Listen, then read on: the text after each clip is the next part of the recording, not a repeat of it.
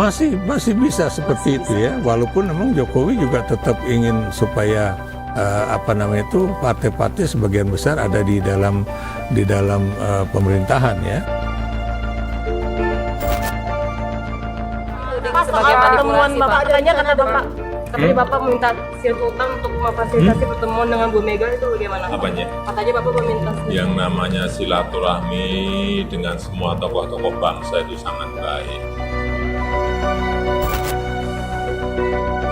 Dan buat saya gagasan Jokowi bahwa supaya tidak ada oposisi, buat saya itu adalah gagasan yang tidak sesuai dengan demokrasi itu sendiri ya.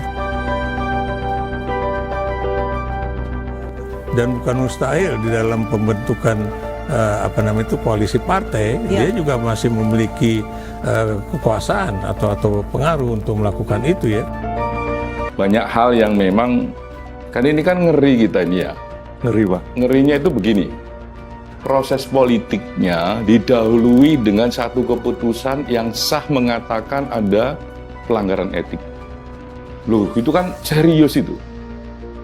Ya kalau kita berharap supremasi hukum ya dalam sebuah negara hukum bisa tercipta itu hanya akan bisa terjadi kalau pola dan proses penegakan hukum itu tidak seperti maling teriak. Indonesia tanah air beta pusaka abadi nan jaya. Coblosan sudah berlalu. Meski hitungan hasil belum definitif, mau exit poll, quick count atau real count sekalipun, namun hasil akhir dari KPU lah paling ditunggu-tunggu. Sementara di medsos dengan hasil quick count yang terjadi adalah berbalas pantun saling ejek, bukan saling sih, karena pengejek lebih banyak dari yang merasa menang. Menang taruhan, menang tebakan, pilihannya menang. Bukan hanya netizen biasa, rakyat sipil pun terlibat dalam sengketa ini. Meskipun yang agak menjengkelkan, netizen yang waktu masa kampanye no comment bahkan sok bijak, apolitis, belagak netral, mengenyek, yang posting politik tetapi setelah hari coblosan dan ketahuan hasilnya, barulah ia muncul menuliskan komentar. Apa komentarnya? Membela yang menang, mencibir yang kalah. Yang kayak gini kebanyakan dilakukan para oportunis. Sementara elit biasanya yang takut nggak dapat proyek atau takut nggak pede. Beda karakter dengan Ahok, Abdi Sleng, yang bahkan berani mengundurkan diri dari gaji menggiurkan demi dukungan atau pilihan politik dalam konteks pemilu, khususnya Pilpres 2024. Tak diperlukan kecanggihan khusus untuk memastikan siapa bakal menang. Kita sudah tahu semua gerak-gerik politik di belakangnya, dan ini bukan dugaan. Dari kasus perundangannya, Ketua MK divonis pelanggaran etik berat oleh MK. Demikian juga Ketua KPU sudah 3 kali melakukan pelanggaran etik dan mendapatkan peringatan terakhir dari DKPP. Cawe-cawe Jokowi selaku presiden jelas memberikan efek besar.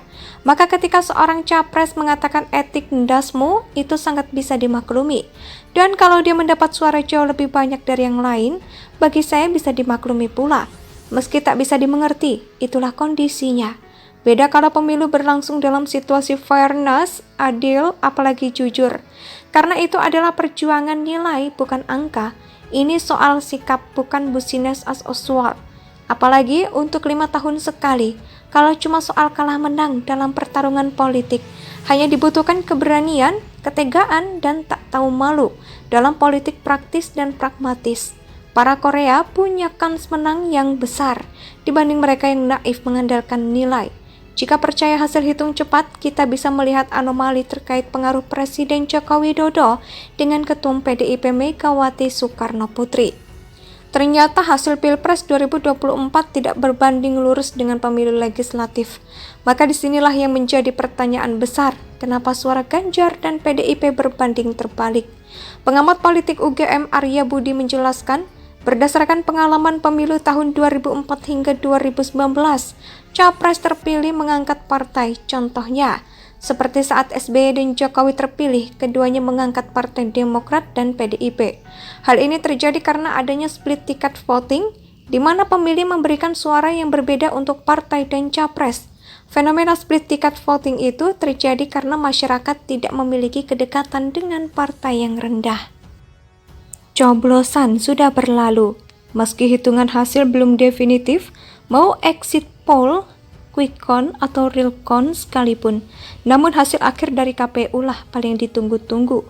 Sementara di medsos dengan hasil quick count yang terjadi adalah berbalas pantun saling ejek, bukan saling sih, karena pengejek lebih banyak dari yang merasa menang. Menang taruhan, menang tebakan, pilihannya menang. Bukan hanya netizen biasa, rakyat sipil pun terlibat dalam sengketa ini. Meskipun yang agak menjengkelkan, netizen yang waktu masa kampanye no comment bahkan sok bijak, apolitis, belagak netral, mengenyek, yang posting politik tetapi setelah hari coblosan dan ketahuan hasilnya, barulah ia muncul menuliskan komentar. Apa komentarnya? Membela yang menang, mencibir yang kalah. Yang kayak gini kebanyakan dilakukan para oportunis. Sementara elit biasanya yang takut nggak dapat proyek atau takut nggak pede. Beda karakter dengan Ahok, Abdi Sleng, yang bahkan berani mengundurkan diri dari gaji menggiurkan demi dukungan atau pilihan politik dalam konteks pemilu, khususnya Pilpres 2024. Tak diperlukan kecanggihan khusus untuk memastikan siapa bakal menang. Kita sudah tahu semua gerak-gerik politik di belakangnya, dan ini bukan dugaan dari kasus perundangannya. Ketua MK divonis pelanggaran etik berat oleh MK. Demikian juga Ketua KPU sudah 3 kali melakukan pelanggaran etik dan mendapatkan peringatan terakhir dari DKPP. Cawe-cawe Jokowi selaku presiden jelas memberikan efek besar. Maka ketika seorang capres mengatakan etik ndasmu, itu sangat bisa dimaklumi. Dan kalau dia mendapat suara jauh lebih banyak dari yang lain, bagi saya bisa dimaklumi pula. Meski tak bisa dimengerti, itulah kondisinya. Beda kalau pemilu berlangsung dalam situasi fairness, adil, apalagi jujur. Karena itu adalah perjuangan nilai, bukan angka. Ini soal sikap, bukan business as usual. Apalagi untuk 5 tahun sekali, kalau cuma soal kalah menang dalam pertarungan politik, hanya dibutuhkan keberanian, ketegaan, dan tak tahu malu dalam politik praktis dan pragmatis. Para Korea punya kans menang yang besar dibanding mereka yang naif mengandalkan nilai.